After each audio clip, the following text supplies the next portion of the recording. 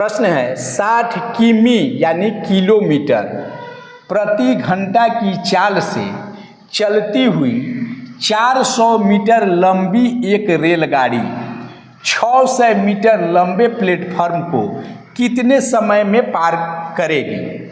कहने का मतलब है एक रेलगाड़ी है जिसकी चाल है 60 किलोमीटर प्रति घंटा और रेलगाड़ी की जो लंबाई है वह दिया गया है 400 मीटर तथा उस रेलगाड़ी को जो जिस प्लेटफॉर्म को पार करना है उस प्लेटफॉर्म की लंबाई दिया है 600 मीटर।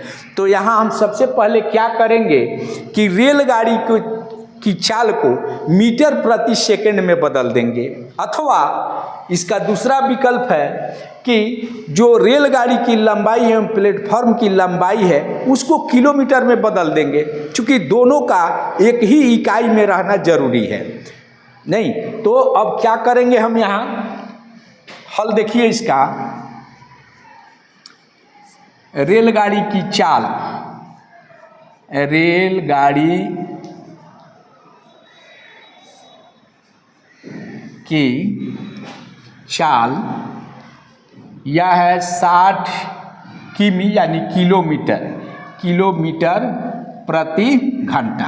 अब 60 किलोमीटर प्रति घंटा को हमको बदलना है मीटर प्रति सेकंड में, तो 60 गुना 5/18 कर देते हैं। हो गया, कटा दीजिए, 6 से 3 हो जाएगा और 6 से ये 10 हो जाएगा। 10 × 5 = 50/3 मीटर प्रति सेकंड हो गया।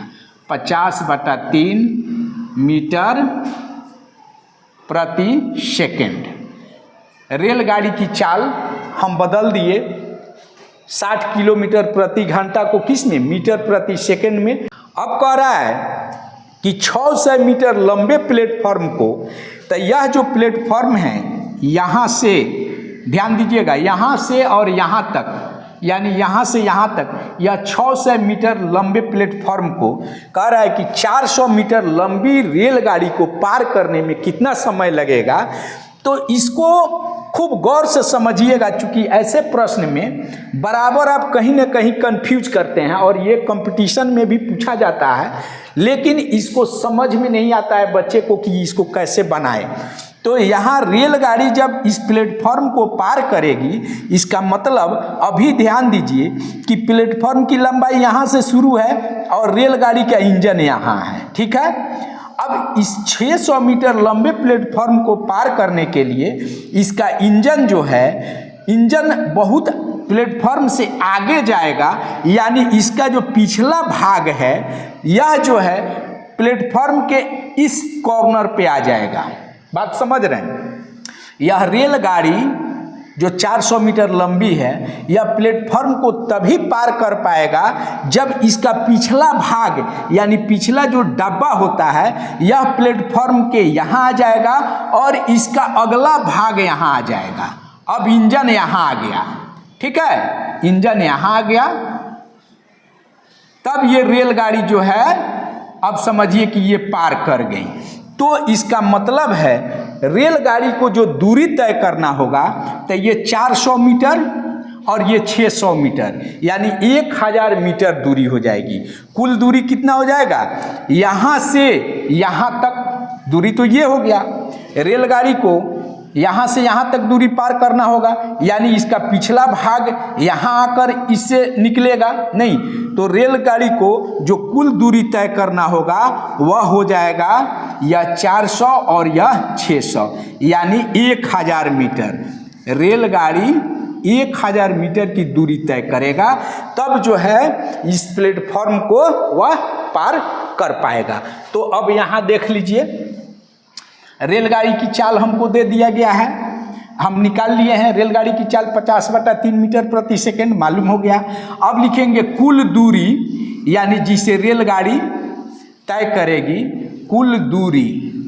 तो कुल दूरी में क्या हो जाएगा, रेलगाड़ी की लंबाई, रेलगाड़ी की लंबाई प्लस प्लेटफॉर्म की लंबाई प्लस प्लेटफॉर्म की लंबाई, या दोनों लंबाई को जोड़ दिया जाएगा। प्लेटफॉर्म की लंबाई। बात समझ रहे हैं? अब देखिए, अब जो है कुल दूरी में कितना हो गया? रेलगाड़ी की लंबाई 400 मीटर, 400 मीटर और प्लेटफॉर्म की लंबाई 600 मीटर। यानी अब ये दोनों कितना हो गया? 1000 मीटर हो गया, 1000 मीटर हो गया। अब हम क्या करेंगे?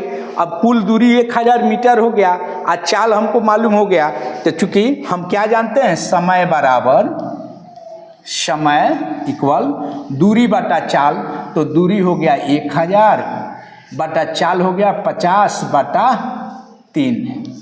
अब क्या करेंगे? 1000 बटा 1 कर दीजिए, 1000 बटा 1, और यह अलग भिन्न है, इसको गुना के रूप में करेंगे तो ये हो जाएगा 3/50। इससे अब ये कटा दीजिए, 20×25 100, 20 तिया 60 सेकेंड, 60 सेकेंड यानी 1 मिनट में रेलगाड़ी जो है 600 मीटर लंबे प्लेटफॉर्म को पार कर जाएगी। 60 सेकेंड को हम लिख देंगे 1 मिनट। हो गया? यहाँ जो है हम रेलगाड़ी की चाल को ज्यों का त्यों रहने देते हैं। रेलगाड़ी की चाल, रेलगाड़ी की चाल हम लिख देंगे 60 किलोमीटर प्रति घंटा, 60 किलोमीटर प्रति घंटा। हो गया? रेलगाड़ी की चाल है 60 किलोमीटर प्रति घंटा। अब जो है यहाँ रेलगाड़ी की लंबाई 400 मीटर है और प्लेटफॉर्म की लंबाई 600 मीटर है। हम इसको ही किलोमीटर में बदल लेंगे, इस लंबाई को ही किलोमीटर में बदल लेंगे। यानी अब कुल दूरी जो है रेलगाड़ी तय करेगी। हमने बतलाया है कि ये जो रेलगाड़ी की लंबाई है वह और प्लेटफॉर्म की लंबाई है या दोनों आपस में जुड़ जाते हैं, यानी कुल दूरी हो जाएगा, कुल दूरी बराबर रेलगाड़ी की लंबाई जोड़ प्लेटफॉर्म की लंबाई, यानी यह हो जाएगा 400 मीटर प्लस 600 मीटर, और दोनों मिलकर हो जाएगा 1000 मीटर। और 1000 मीटर को किलोमीटर में बदलेंगे तो क्या हो जाएगा? 1 किलोमीटर होता है। 1000 मीटर का 1 किलोमीटर होता है।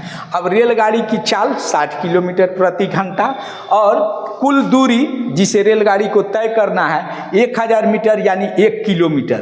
अब तो दोनों एक ही इकाई में हो गया। अब और आसानी से बना सकते हैं आप। तो समय बराबर क्या होता है? दूरी बटा चाल। समय बराबर दूरी बटा चाल, तो दूरी है 1000 बटा चाल कितना है? 60 नहीं तो क्या लिखेंगे? 1/60। अब यह जो आएगा यह समय घंटा में आएगा। यह किस चीज़ में आएगा? घंटा में आएगा, क्योंकि यह किलोमीटर में है और यह भी किलोमीटर में है। तो 1/60 घंटा है, तो 1/60 घंटा को यदि मिनट, या तो 1/60 घंटा लिखिए या इसको मिनट में बदलिएगा तो 60 से गुना करेंगे तो 60 और 60 कट गया, यानी 1 मिनट हो जाएगा। 1 मिनट का मतलब 60 सेकेंड या 1 मिनट। इसका जवाब लिखिए या 1/60 घंटा लिखिए, तीनों सही हो जाएगा।